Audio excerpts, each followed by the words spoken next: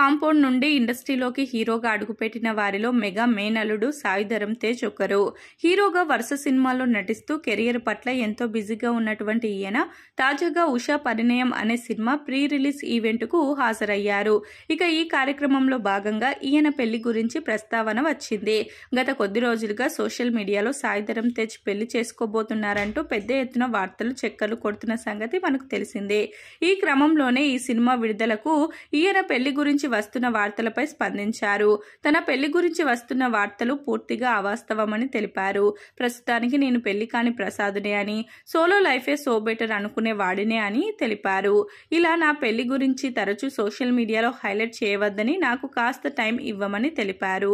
ఇలా పెళ్లి గురించి వస్తున్న వార్తలకు చెక్ పెట్టిన సాయి ధరమ్ తేజ్ తాను చేసుకోబోయే అమ్మాయికి కూడా కొన్ని కండిషన్లు పెట్టినట్లు ఈ సందర్భంగా వెల్లడించారు. తాను పెళ్లి చేసుకోబోయే అమ్మాయికి తప్పనిసరిగా ఈ 2 కండిషన్లు ఒప్పుకుంటేనే పెళ్లి చేసుకుంటానని తెలిపారు. అందులో మొదటిది, నన్ను చేసుకోబోయే అమ్మాయి తప్పకుండా నా తల్లికి నచ్చాలి. ఆమెకు నచ్చితేనే నేను కూడా ఓకే చేస్తాను. అలాగే నేను పెళ్లి చేసుకున్న అమ్మాయి సోషల్ మీడియాకు దూరంగా ఉండాలని ఈయన చేసుకోబోయే భార్యకు కండిషన్లు పెట్టారు. ఈ విధంగా ఈయన సోషల్ మీడియాకు దూరంగా ఉండే అమ్మాయి కావాలని చెప్పడంతో అలాంటి అమ్మాయిలు దొరకడం కష్టమే కదా బ్రో అంటూ కామెంట్లు చేస్తున్నారు నెటిజన్లు.